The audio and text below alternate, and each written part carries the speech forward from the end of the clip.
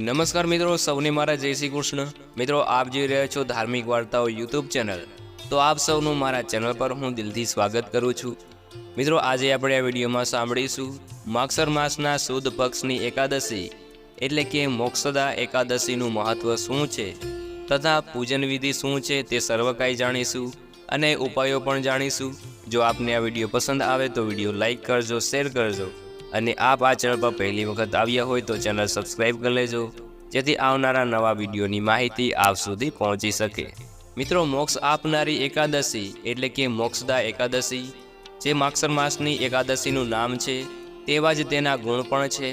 આ એકાદશી ખાસ એટલા માટે છે કે આજે ગીતા જયંતિ પણ ઉજવવામાં આવે છે। ભગવાન શ્રી કૃષ્ણએ અર્જુનને ગીતાનો બોધ આજે આપેલો હતો। એકાદશીનું વ્રત કરવા માત્રથી કે કથા સાંભળવા માત્રથી સર્વે પાપો નષ્ટ થાય છે।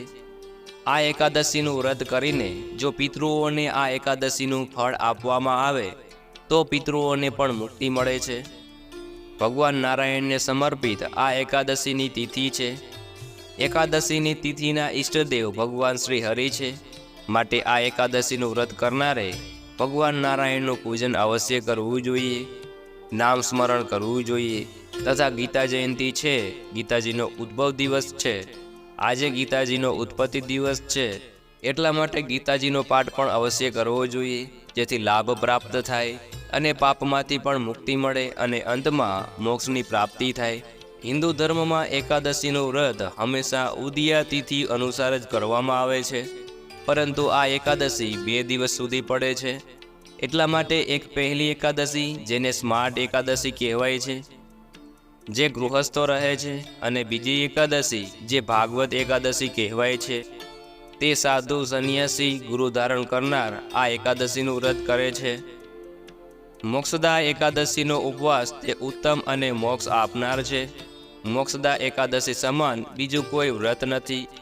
મોક્ષદા એકાદશીનું વ્રત કરનાર મનુષ્યના પિતૃને પણ સંતુષ્ટ કરે છે અને પોતાના સગા વહાલા મિત્ર બંધુઓ સાથે ઉપવાસ કરીને જો પિતૃઓને ફળ અર્પણ કરવામાં આવે તો પાપ ક્લેશ તો નાશ થાય જ છે, સાથે સાથે પિતૃઓને પણ મોક્ષ પ્રાપ્ત થાય છે। આ એકાદશીના દિવસે ભગવાન શ્રી કૃષ્ણએ અર્જુનને કુરુક્ષેત્રમાં ગીતા સંભળાવી।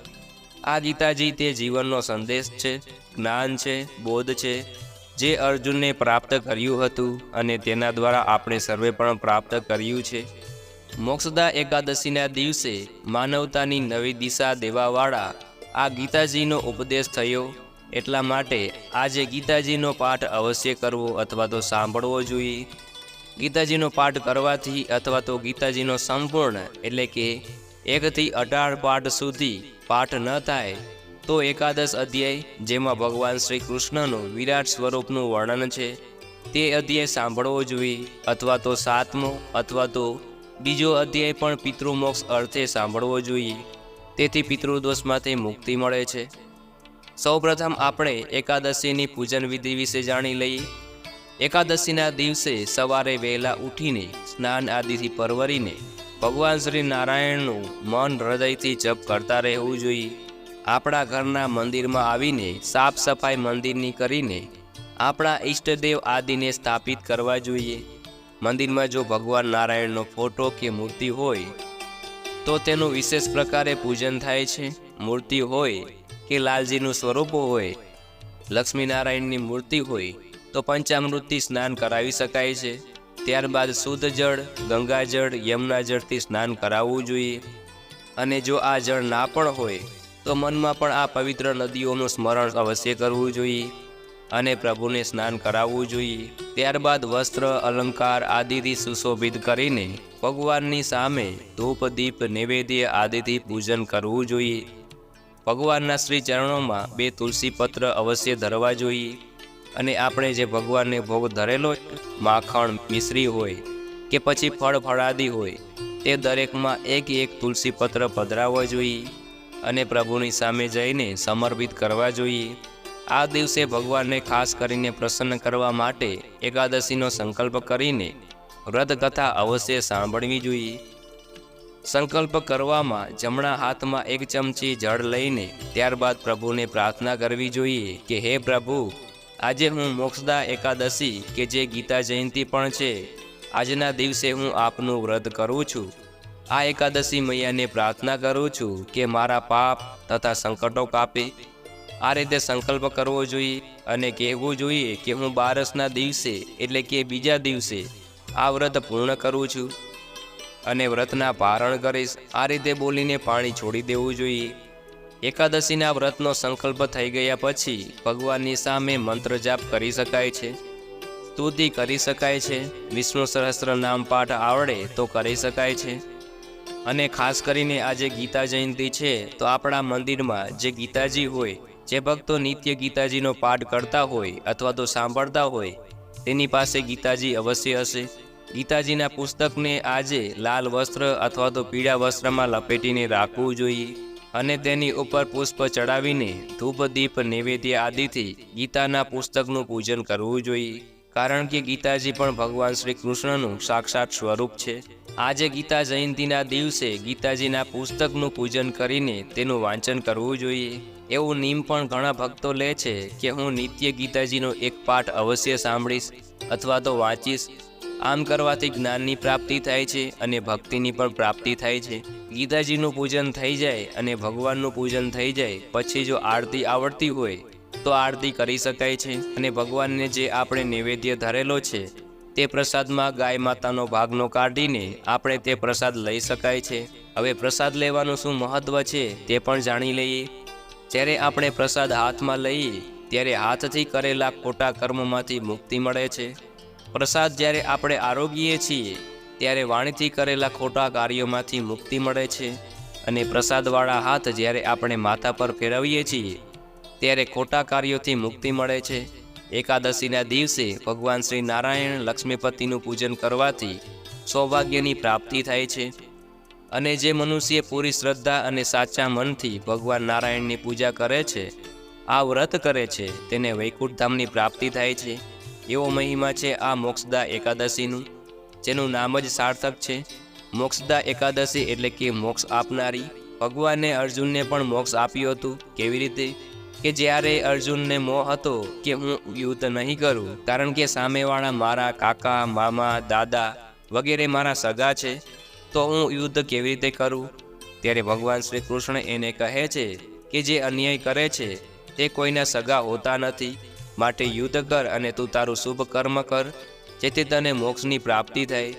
જો તું યુદ્ધ નહીં કરે અને યુદ્ધમાંથી ભાગીશ તો તને અપયશની પ્રાપ્તિ થશે અને જગત તને ધિક્કારશે. મહાભારતનું યુદ્ધ થયું એ આપણે સૌ જાણીએ છીએ કે અર્જુનનો મોહ નષ્ટ થયો અને અર્જુનને મોક્ષની પ્રાપ્તિ થઈ. પાંડવોને મોક્ષ પ્રાપ્ત થયું. તે ભગવાન શ્રી કૃષ્ણનો સંદેહ હતો ગીતાજીનું. એટલા માટે ભગવાન શ્રી કૃષ્ણએ અર્જુનને કહ્યું છે, યદા યદા હિ ધર્મસ્ય ગ્લાનિર્ભવતિ ભારત અભ્યુત્થાનમ ધર્મસ્ય તદામ્યહમ સુજામ્યહમ પરિત્રાણમ સાધૂનામ વિનાશાય ચ દુષ્કૃતામ ધર્મ સંસ્થાપનાર્થાય સંભવામિ યુગે યુગે. અર્થાત જ્યારે જ્યારે ધર્મને હાનિ થાય છે અને સાધુ પુરુષોને કષ્ટ થાય છે, પરમાત્મા ત્યારે જન્મ લે છે.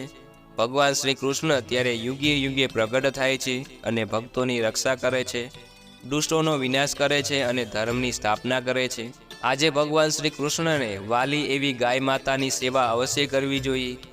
આ ઉપરાંત આજના દિવસે પીપળાનું જે વૃક્ષ છે તેને નીચે થડમાં મીઠું એટલે કે ગળ્યું જળ ચડાવવું જોઈએ. કારણ કે મોક્ષદા એકાદશી તે પિતૃદેવતાને પણ મોક્ષ આપનારી છે. માટે આજે પિતૃદેવતાનું સ્મરણ કરીને પિતૃદેવતાને નિમિત્તે એક શ્રાદ્ધ તર્પણ પણ કરી શકાય છે, દાન પુણ્ય કરી શકાય છે. આમ કરવાથી પિતૃદેવતાની કૃપા પ્રાપ્ત થાય છે, વંશમાં વૃદ્ધિ થાય છે અને પિતૃદેવતાઓને મુક્તિ પ્રાપ્ત થાય છે. તે લોકોને જે સ્થાન યોગ્ય છે ત્યાં ચાલ્યા જાય છે. એ અર્થે પણ પ્રાર્થના કરવી જોઈએ પ્રભુ શ્રી કૃષ્ણને. એકાદશીના દિવસે તુલસી માતાને સવાર સાંજ ધૂપ દીપ કરીને પ્રાર્થના કરવી જોઈએ કે ઘરમાં સુખાકારી રહે, આરોગ્ય રહે. માતા તુલસીજીની પૂજા કરવાથી સાક્ષાત લક્ષ્મીજીની પૂજા કર્યા બરોબરનું ફળ પ્રાપ્ત થાય. ભગવાનને પણ ઘણા પ્રિય છે તુલસીજી. આજે ભગવાનને પ્રસન્ન કરવા માટે જરૂરિયાતમંદને દાન પુણ્ય કરવું જોઈએ. ખબર નહીં કયા રૂપમાં ભગવાન બિરાજમાન હોય અને આપણે સામે આવી જાય? કોઈ આપણી સામે આવીને હાથ ફેલાવે તો તેને આપણે ફૂલ નહીં તો ફૂલની પાકડીના રૂપે કંઈક આપવું જોઈએ. હવે આપણે જાણી લઈએ કે એકાદશીના દિવસે આપણે શું કરવું અને શું ના કરવું જોઈએ, કયા નિયમો પાળવા જોઈએ. તો એકાદશીના દિવસે કોઈની નિંદા ન કરવી અને આખો દિવસ મનમાં પ્રભુનું સ્મરણ કરતા રહેવું જોઈએ. એકાદશીના દિવસે દિવસના ઊંઘવું ન જોઈએ અને રાત્રિના સમયે જાગરણ કરાય છે. પહેલાંના જમાનામાં આખી રાતનું જાગરણ થતું હતું, ભગવાનના કીર્તન અને મંત્ર જાપ થતા હતા. પરંતુ હવે સમય એવો નથી, શરીર પણ સાથ આપતું નથી, ત્યારે આપણે 12 વાગ્યા સુધી જાગરણ થાય તો પણ ઘણું. એકાદશીનું વ્રત 3 પ્રકારે થાય છે. પહેલું ઉપવાસ કરીને, બીજું એક ટાઈમ ભોજન લઈને અને ત્રીજું નિર્જળા. ઉપવાસમાં એવું હોય છે કે આપણે ફળફળાદી, ચા, કોફી, દૂધ લઈ શકીએ છીએ. એક ટાઈમ ભોજનમાં આપણે સાંજના સમયે ભોજન લઈ શકાય છે. સાત્વિક ભોજન હોવું જોઈએ, જેમાં લસણ ડુંગળી ના હોવી જોઈએ. રાંધેલો ભાત ન ખાવો જોઈએ, કારણ કે રાંધેલા ભાત એ આજના દિવસે જીવ સમાન મનાય છે, એટલે કે જાગ્રત મનાય છે. એટલા માટે રાંધેલા ભાત ન ખાવા જોઈએ. એકાદશીનું વ્રત કરવાની ઈચ્છા હોય પણ થઈ શકતું નથી તો શું કરવું? તો ચિંતા ન કરવી. એકાદશીનું વ્રત ના કરી શકાય તો પ્રભુની સામે બેસીને પ્રભુની ભક્તિથી, ભાવથી પૂજા કરીને, વિષ્ણુ સહસ્ત્ર નામ પાઠ સાંભળી અથવા તો વાંચીને, ગીતાજીનો પાઠ વાંચી અથવા તો સાંભળીને આખો દિવસ પ્રભુમય મન રાખવું, માનસિક સેવા કરતા રહેવું, માનસિક જપ કરતું રહેવું અને એકાદશીના જે નિયમ છે તેનું પાલન કરતા રહેવું. એકાદશીના દિવસે ઘરની સફાઈ પણ કરવી ના જોઈએ, કારણ કે સફાઈ કરવાથી કીટાણુ, જીવાણુ કંઈ પણ મરે તો તેનો દોષ આપણને લાગે છે. એટલા માટે એકાદશીના દિવસે ઘરની સફાઈ ના કરવી જોઈએ. એકાદશીના પારણા સમાપ્ત ન થાય ત્યાં સુધી એકાદશીનું વ્રત રાખેલું જ કહેવાય છે. અને જ્યારે બીજા દિવસે એટલે કે 12ના દિવસે જ્યારે આપણે પારણા કરીએ છીએ ત્યારે ખાસ કરીને દક્ષિણા થોડી કાઢી લેવી જોઈએ દાન દેવા માટે. અને ચા, દૂધ, કોફી કાંઈ પણ વસ્તુ લઈને આપણે પારણા કરી શકાય છે. મોક્ષદા એકાદશીના દિવસે ખાસ કરીને સ્નાન આદિથી પરવરીને ભગવાન શ્રી કૃષ્ણની સમક્ષ એક શુદ્ધ ઘીનો દીપક પ્રગટાવીને ગીતાજીનો પાઠ કરવા માત્રથી સમસ્ત પાપોમાંથી મુક્તિ મળે છે એવું કહેવાય છે. આ દિવસે ભગવાન વિષ્ણુને 5 ગુંજાફળ એટલે કે ચણોઠી આવે છે, જે સફેદ ચણોઠી હોય છે, લાલ અને કાળી ચણોઠી હોય છે. તે 5 ચણોઠી લઈને ભગવાનના શ્રી ચરણોમાં ધરાય છે અને પૂજા સંપન્ન થાય. એકાદશીનું વ્રત પૂર્ણ થાય પછી આ ચણોઠી લઈને તે ચણોઠીને લાલ વસ્ત્રમાં લપેટીને જો તિજોરીમાં રાખવામાં આવે તો કહેવાય છે કે માતા મહાલક્ષ્મીની કૃપા સદાય રહે છે. ધન અન્નની કમી કદી રહેતી નથી. તો મિત્રો, આપણે સાંભળ્યું મોક્ષદા એકાદશીનું મહાત્મય તથા શું કરવું શું ન કરવું તથા નિયમ પણ આપણે જાણ્યા. મને આશા છે કે આપને આ વિડીયો જરૂર પસંદ આવ્યો હશે. મને સાંભળવા બદલ આપ સૌનો આભાર. સૌને મારા જય શ્રી કૃષ્ણ.